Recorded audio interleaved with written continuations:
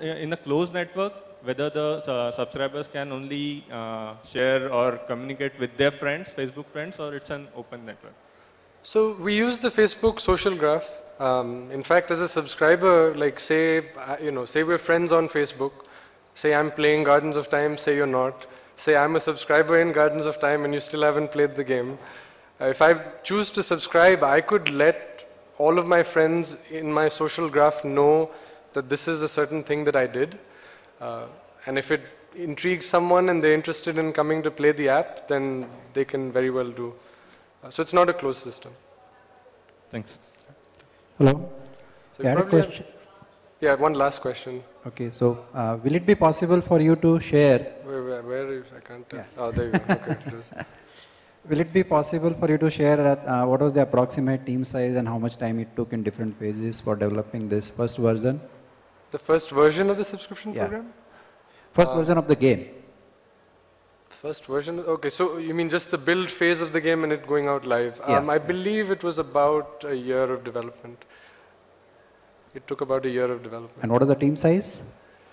So the team size fluctuates, depending on if it's early stage and it's just 2 or 3 people deciding on an early concept, to a little bit of prototyping, to full-blown production, to live operations. So it would, depending on which phase of the game, we would have a different set of folks working on the team. Okay. Yeah. All right, well, thanks I think we're done. Sorry, we can chat afterwards. Thanks for the session.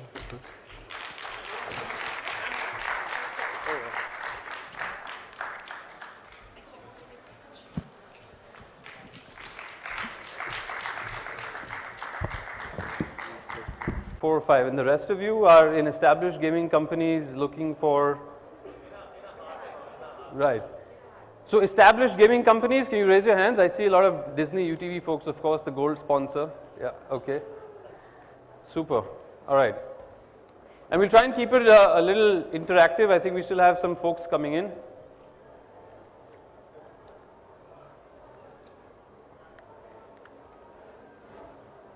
The first picture you saw there was my 3 kids, my dog and my son and my daughter.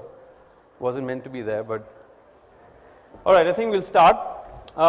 So we're talking today about the top 10 tips on fundraising, and we're sort of modifying this for early stage gaming companies. A quick background about myself. I started off life in a venture capital fund. Hello? There's some static on the mic. Go back to that. Okay. So started off life in a venture capital fund which happened to fund India Games back then. And so I was involved with the company in its when it actually came to be India Games. And then I was an investment banker for 7 years, and so did a lot of deal making, fundraising for companies, including India Games. And then in 2005, came on board full time to run business at India Games. And during that period, we went through many shareholder changes. I think we're the only company that's had multiple shareholder changes. People joke that we sold the company 3 times over. We didn't. We only made money just the one time. We sold it in the end. But so we first had the VCs exited to this Chinese company, which was a Hutchison subsidiary, kind of like the Hungama Mobile of China. And then they exited to UTV. And then finally in end of 2011, early 2012, we sold the company to Disney, which is now Disney UTV, as you know it. And so we kind of grew the company from about, I would say, 20 times over that period, 2005 to 2012. So it was a great run, but I wanted to share with you some of the experiences of, can we have this mic? Actually, I'm going to be moving around a bit. Excuse me, can we have this mic on? Yeah, are we good? Can you hear me at the back? Okay, great. So the first thing I think about the entire fundraising process that you should be really clear about is that fundraising is a massive distraction. It's a huge distraction. It's going to change your focus away from your product into going out there, meeting investors, pitching your company, And so you have to pick the time. It's almost like choosing when to get married, when to settle down. If you rush it, you're going to end up making a bad decision. So we'll talk about what's the relative time frame, how ready you should be later on. But keep that in your mind that this isn't something that you should be jumping into too early in the game. You have to have your house in order before you jump into the fundraising process. And you'd have to give yourself a fair amount of time. If you're lucky, you'll get it done in a couple of months. The typical time frame for a fundraise process, whether you're raising angel or seed or primary Series A, is about 4 to 6 months and could be longer. So if you can afford that distraction is when you want to get into. Now, of course, sometimes you don't have the option, you're running out of money and you have to do it. But you first target friends, family, and fools. That's your first target. You go to friends, family, and fools, you raise your first seed funding through them, and then you go out to talk to investors because that's a more elongated process. Friends, family, and fools will invest because you're doing it. And that's where you need to tap into the money. So your own money and then friends, family, and fools. And if you're the founder, CEO of your company, you've got to make sure somebody in the company is going to be running business while you go out there to do it, or then that person is going to go out and fundraise. Because if you are the person who's running the ship and you are the sole kind of the engine in the company and you're going to go out fundraising, you're going to miss product deadlines, and as you're pitching to people, they're going to say, okay, show us what you have, and you're going to cut a sorry figure. So team construct is important. We'll talk about that. Now, the first step, get help. Try and get professional help. It's hard to get professional help for an early stage company because investment banks today want, they want to raise money which is a minimum of $5 million. If you're going out there with such a big idea that is a $5 million fundraise, congratulations. Typically you won't be. You'll be trying to raise maybe 40, 50 lakhs, 15 lakhs, 10 lakhs. That's the kind of initial fundraise that you're going to try and do.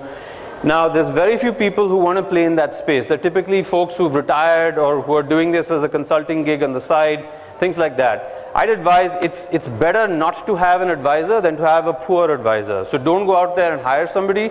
Never pay up front. There's no such thing in this stage for a retainer. Typically that's the model, but for larger companies, you could play with some equity.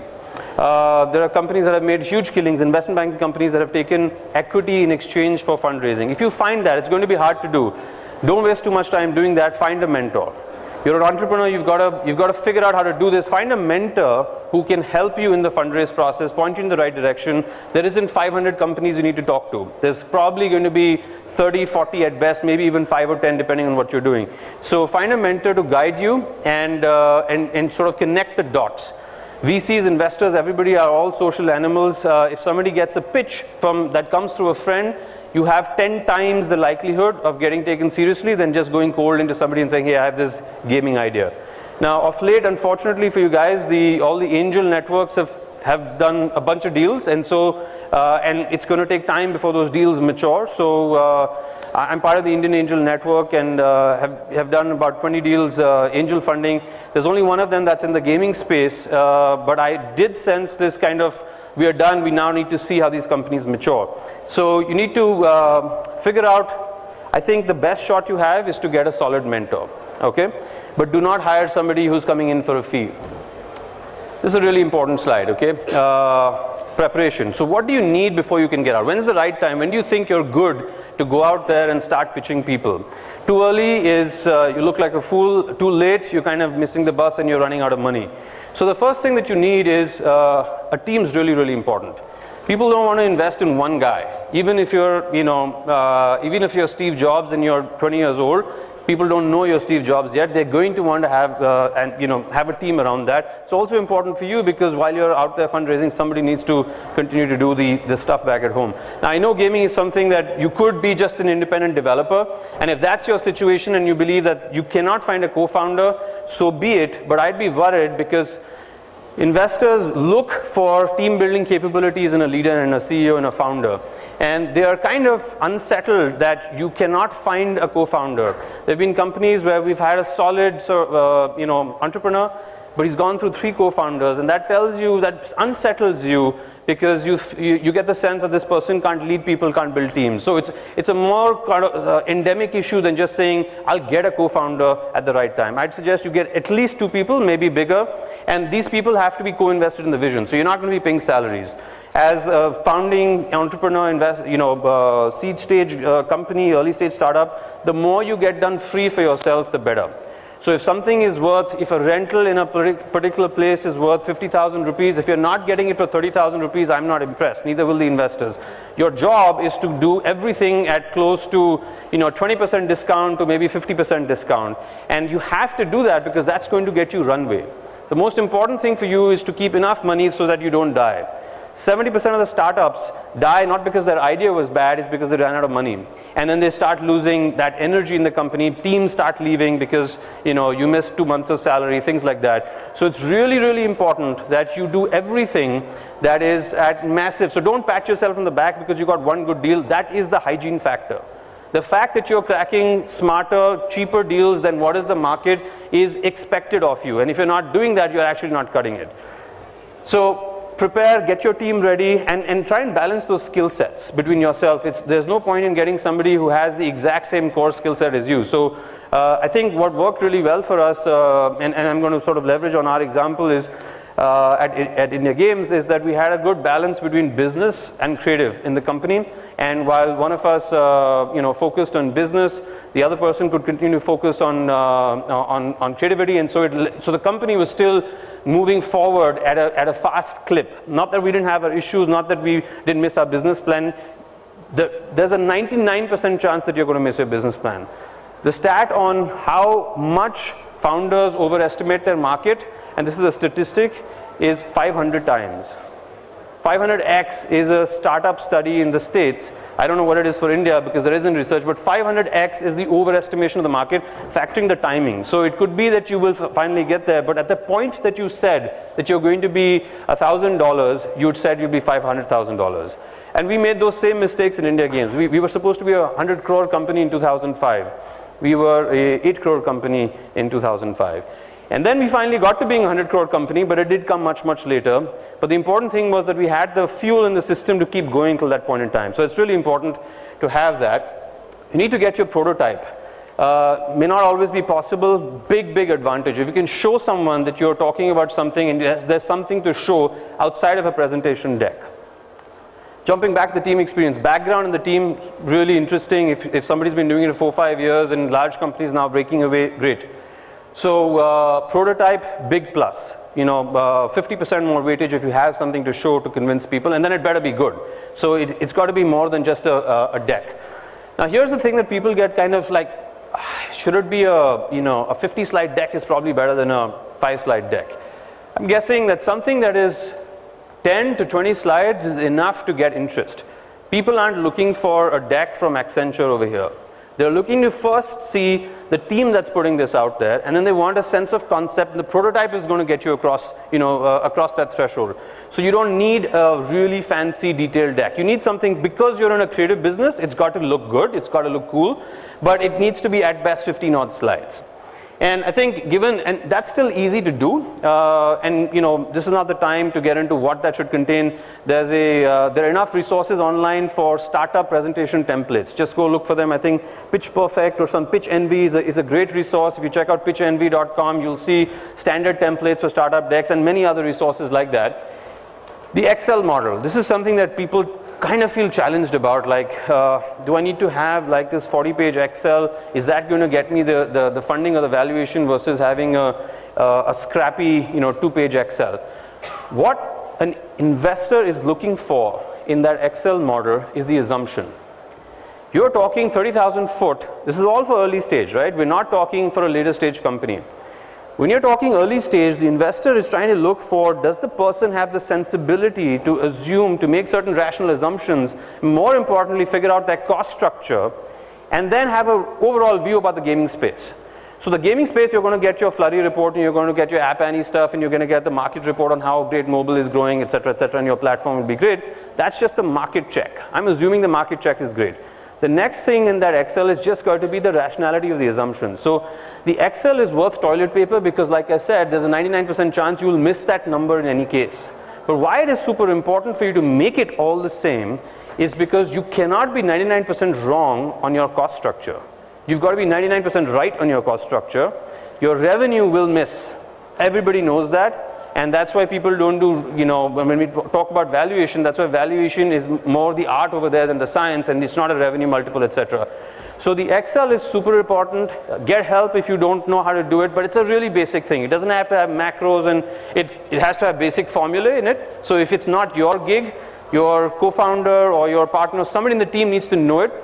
It's important that when an investor is talking to you, that you're not constantly, when they ask you a question, oh, my CA will answer this question. We've had people come into the Indian Angel Network presentation, and when the minute you cut into the business model, say, oh, my CA will answer that question. Not so cool. You don't have to be 1,000 feet deep as the founder CEO into you know, what the details are of that Excel model, but where you're headed, how much money you need, what it's going to get used for. What are you going to use the seed money for? X percentage for marketing, Y percentage for salaries, etc. Some basic rationality needs to exist in it. Doesn't have to be complicated, but you must have the basics in place in terms of what that, you know, the overall structure is. And an elevator pitch. This is so important, and I remember when, as late as 2011, when we were fundraising for India Games, and we were, you know, we called ourselves the largest gaming company in India. I know it's a debatable proposition, but we said that we were. And we were pitching to a bunch of investors in the Valley and in New York and all over the place. And we had 2 investment bankers. And I think we lucked out by being able to do that. We had a US investment bank because we wanted to tap the US market. And we had an Indian investment bank called Avendus that was tapping the Indian market. And it actually worked out nicely because a lot of investors we pinged in the US had India offices. And so it was a good tag team. Despite all of this, despite my background in banking, and you know, when we finally, before we went and spoke to our first guy, and I think it was, first guy we spoke to was Zenga maybe, Zynga rather, and we were on a con call. Our banker made us rehearse the presentation verbatim. It was a full dress rehearsal. And we said, you know, we've done this 3 times over. I've done this 50 times for various other companies. I don't need to do this. We went through a full dress rehearsal, word for word, checked every dot, comma, tone, tenor, where we were going to stop, what we were going to stress on. It's really important. When you're preparing your pitch, if you have not watched yourself in front of a mirror, if you've not recorded yourself, you're doing yourself a disservice. You've got to see yourself, because only you will be able to tell all the silly mistakes, the all that kind of thing. I was just in the US a month ago, and I heard Jeff Weiner speak at a fireside chat, the CEO of LinkedIn. And it was just phenomenal to see him talk, because he didn't once, over like maybe 30 questions, go for anything. It seemed like the guy would throw a question at him, and his mind was so crystal clear, he'd just go 1, 2, 3, you know, and he couldn't have guessed every question. I'm sure he's been asked a lot of questions, but the way that came off was so crisp and clear that the comfort you will be able to deliver to a person who's looking at you to invest, that this person knows their shit. They're not, you know, going and taking this on the fly. Is super important. So record yourself is the best thing. Either audio, okay, video. I mean, it's so easy to do that today. If you've not seen yourself and you haven't rehearsed that pitch at least 50 times, use every single opportunity with every friend, relative, whoever, to make that pitch, to figure out, to make yourself good. It doesn't matter what they think at that point in time, but you have to rehearse this at least 50 times before you actually become an expert at doing it. Okay, let's start getting down to the specifics now. How much should you raise? This is kind of like the $1 million question. How much should you raise is, if the market's good, and you think that you're going to get a good valuation, and this thing is it is a herd mentality. So you've got to play to the market. It's just like the stock market. When it's a bull market, it's a bull market. When it's kind of down, it's kind of down. So the stage that we are at in India today is that late stage companies are raising $50 and $200 million rounds. That was unheard of in India. Loss-making companies are doing that, and it's okay. But early stage companies are finding a hard time to raise their Series A. The good news for you guys, anybody who's looking to raise angel money, is that the angel network is expanding so rapidly in India, and there's, you know, the good old Mumbai Angels and Indian Angel Network, and all kinds of new incubators and GSF and Venture Nursery, and there's a ton of infrastructure that is getting set up. There's also going to be a gaming incubator that's going to be set up soon. So there is, this infrastructure is getting organized. It's fantastic news. but that is going to get you maybe 5 to 15 lakhs. So you got to cut your cloth or your coat to your cloth and say, how far can I get in this money? If you can get about a year out, there's no sense in raising money to be 6 months out, because like I said, it's a distraction. You must get money that will last you at least a year, because it's going to take you 6 months maybe to raise the next round, which basically means in 6 months you're back on the treadmill running to raise your next round, and you have to have proof of concept. And if your product is slipped, you're again in a weak spot. So raise money for at least 1 year. So you figure out, what do I need for that 1 year? And that gives you an indication. Then add at least 50% to that, because you're going to get stuff wrong. By thumb rule. So if you need 100, try and raise 150K. Okay, so we're now saying you want to raise 75 lakhs. Now, it's important that you have the ability to scale that up. There isn't, if somebody asks you, how much do you need? The correct answer really is, if I raise 150 grand, here are the 5 things I can do in this time frame. If I raise 50 grand, I can still do this. I'll still survive a year, but we'll miss these kind of development timelines, zones, etc., and we won't have that proof of concept.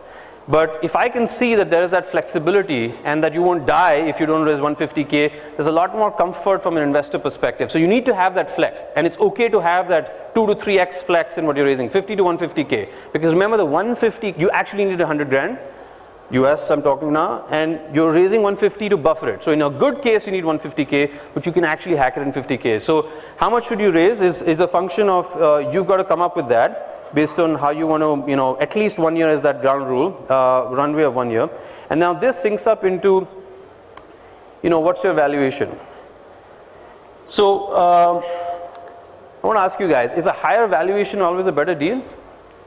What do you guys think? I get one deal that's valuing me at $1 million and another company that's valuing me at $3 million. What should I take? Any answers? It kind of seems obvious. We made the obvious mistake at India Games in 2007, 2005. We had a VC offer at $6 million, and we had a strategic investor offer at $18 freaking million. 6 million and 18 million. What would you take? The catch in this was, one was a financial investor and the other was a strategic investor. Now we're going to come to this a little later, but it is almost suicidal to take strategic money too early in the game. If you are going to raise strategic money and that's your only option, try and cap it to like less than 33%. And we'll talk more about why that's the case. So, coming back to the point on the slide, higher valuation isn't always better, as we learned, because when you